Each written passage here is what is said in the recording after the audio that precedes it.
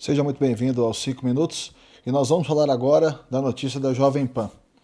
Lula recebe Hugo Mota e integrantes do Republicanos em mais uma rodada de conversas para 2026. Então, na verdade, o que está acontecendo? A despeito de todas as crises, tudo que está acontecendo no Brasil, o que eles estão pensando é na eleição de 2026. Então, vamos falar sobre isso aqui agora. Primeiramente, eu quero agradecer a todo mundo que está se inscrevendo no canal. Nós estamos só começando, tem poucas inscrições ainda, então cada inscrição é muito valiosa, porque vocês estão tendo um voto de confiança em mim, enquanto ninguém ainda teve. Isso é muito bacana. Vamos falar da notícia aqui então, vamos lá. Lula se reuniu com Hugo Mota. Olha aqui, ó. O presidente Lula receberá em almoço no Palácio da Alvorada, nesta terça-feira 19, lideranças do Republicanos, incluindo o presidente da Legenda, Marcos Pereira, e do presidente da Câmara dos Deputados, Hugo Mota. Entre os assuntos tratados no encontro estará o desenho político para 2026 e como o partido pretende se posicionar na eleição presidencial do ano que vem. Ou seja, o que está acontecendo é o seguinte: o Lula está aí, está velho, já está no terceiro mandato, mas ele está querendo é mais. Não tem jeito. Ele recebeu o pessoal lá para falar das eleições de 2026. Enquanto o Brasil enfrenta a crise econômica, tarifação dos Estados Unidos, tensão contra a STF, prioridade do governo é fazer o quê? É garantir alianças políticas para se manter no poder. Então vamos recapitular aqui quem que o Lula chamou. Hugo Mota, presidente da Câmara, Republicanos, da Paraíba. Marcos Pereira, presidente nacional dos Republicanos de São Paulo. E Silvio Costa Filho, que é ministro dos Portos e Aeroportos. O objetivo, segundo aqui a Jovem Pan e CNN, é alinhar a relação com os republicanos e já projetar o cenário para 2026. O Brasil está numa turbulência muito louca, né? Mas em vez dele pensar em soluções, tudo mais e tal, foto do governo é só cargos e alianças eleitorais. Vamos falar aqui um tiquinho das crises aqui que nós estamos ignorando. Primeiro, tarifaço dos Estados Unidos. Já está acontecendo. A única coisa que o governo faz é só fazer bravatas, não ter capacidade de negociar, conversar um monte de loucura na internet e ficar conversando com o BRICS, que são países que não vão resolver nada em relação aos Estados Unidos. Lembrando que todos esses países, eles estão conversando com os Estados Unidos sobre as próprias questões deles. Por exemplo, a China está negociando com os Estados Unidos. Os países da Europa estão negociando com os Estados Unidos. E o Lula, o que está fazendo? É o único país, aqui o Brasil, que está conversando com um monte de outros países sobre a crise dos Estados Unidos e com os Estados Unidos mesmo não conversa. Então, como é que você bota um trem desse na cabeça? Segunda questão, crise do STF. O STF já está enfrentando um desgaste gigantesco, principalmente depois da questão da Lei Magnitsky, e está acontecendo isso tudo, e o Lula não atua em momento nenhum para tentar resolver isso. Que se ele negociasse com os Estados Unidos, poderia tentar reverter essa questão, né? Que isso, na verdade, são duas questões dentro dessa questão da crise dos Estados Unidos, que é a questão do Bolsonaro e a questão das Big Techs, da censura às Big Techs. Nenhuma dessas duas coisas ele está resolvendo. Mas falando aqui das crises ignoradas, vamos juntar duas coisas aqui numa coisa só. Inflação e crescimento baixo. O Brasil cresceu em 2024 2,5%. Média mundial foi 5,2%. Lembrando que a média mundial não é um parâmetro muito bom. Por outro lado, sabe o que está em 5 mais ou menos? A inflação nossa. E sabe o que está muito mais alto do que 5? Sabe o que está lá em 15? Os juros, taxa de juros. Para tentar segurar a onda dessa inflação, mas ao mesmo tempo o que causa? Freia esse crescimento e causa esse crescimento de 2,5%. Mas o que rola, velho? O negócio é o seguinte, a essência do PT é isso aí. O foco deles é em poder. Eles querem o poder eterno. Eles não querem liberdade, eles querem poder eterno. Eles sempre venderam a ideia da inclusão social. Mas na prática, o que eles fazem é o seguinte, são alianças de momento, alianças de conveniência. essa reunião aí com republicanos,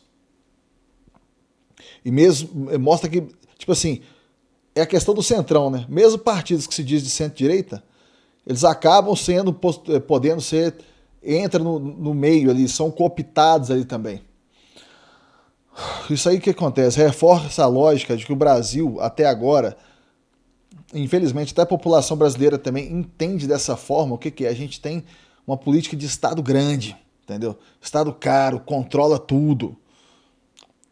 E quem governa, o que acontece? A pessoa se preocupa mais em manter o poder do que em aumentar a liberdade, que seria o que geraria riqueza para a população.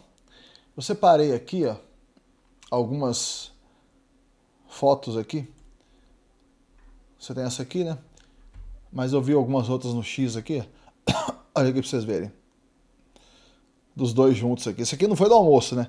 Isso aqui foram fotos deles aqui. Sabe o que é o legal que eu acho dessas fotos de político? Você vê que eles nunca estão virados um pro outro, né? Eles sempre estão olhando para frente, porque eles estão preocupados com o quê? Tá vendo? Mesmo quando eles estão dando as mãos, eles estão olhando para frente, que eles estão preocupados só com a foto, sabe? Eles estão preocupados como que vão aparecer com a foto, sabe?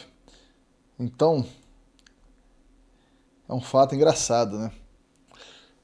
Agora, falando aqui da questão da liberdade. Chovendo molhado, eu já falei com vocês em outros vídeos, mas não tem jeito.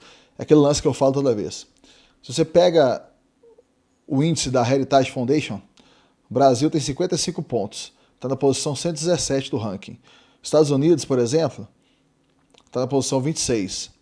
Dinamarca está na posição 7. Onde você acha que tem mais liberdade? Esses lugares têm mais riqueza do que no Brasil. Lá tem mais liberdade econômica ou lá tem mais comunismo e estatismo?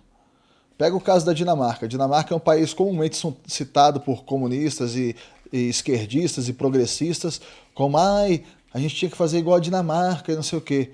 Não, cara. Aliás, poderíamos fazer igual a Dinamarca.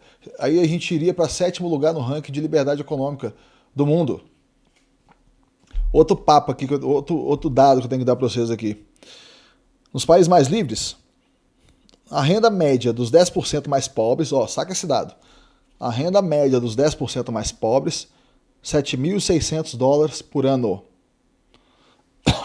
Basicamente, essa é a renda média do brasileiro em geral, juntando todo mundo, pegando os mais ricos, mais pobres, com tudo. Brasileiro em geral é isso aí, mais ou menos $7.000 por ano. Nos países menos livres, que é o nosso caso aqui, a renda média dos mais pobres é de $950 por ano. Ou seja, o que acontece? A liberdade econômica, ela não só gera mais riqueza, mas ela melhora a vida de quem está mais lá embaixo. Essa que é a situação. Aqui no Brasil que você tem é o quê? Uma carga tributária sufocante. As empresas aqui no Brasil, numa média, gastam de 1.500 a 2.000 horas por ano só para cumprir as obrigações fiscais, ou seja, o emaranhado burocrático é tão gigantesco que só para você cumprir isso tudo, você gasta de 1.500 horas até 2.000 horas por ano. Mas o que nosso presidente está fazendo? Ele está se reunindo para poder pensar na eleição de 2026. E outra coisa aqui que eu vou falar com vocês aqui,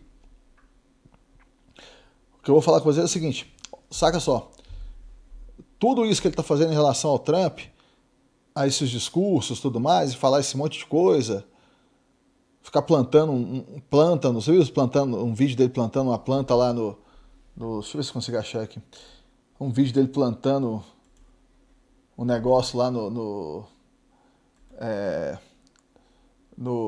quer ver eu colocar no YouTube aqui, vou achar isso aqui, ó. Um vídeo dele plantando um negócio lá no palácio, que ele tá falando que tá plantando. Quer ver? Vamos achar aqui, ó. Aqui, ó. Estou plantando comida, não ódio. Quer ver? Eu não vou colocar sem áudio. Presidente que bota a mão na massa. Olha lá, ó. Plantando uma vitória. Do Vale do São Francisco. Olha lá para vocês verem, gente. É isso aí. Então isso tudo é para quê? Isso tudo é para aparecer Isso tudo ele está pensando em 2026. Não está pensando em resolver problema algum. Então é isso, gente. Agradecer novamente a todo mundo que está se inscrevendo. Cada inscrição muito preciosa nesse momento aqui, que o canal está apenas começando. Tem só 2 semanas de canal. Então vamos seguir, né? Muito obrigado a todo mundo que está assistindo. Até o próximo.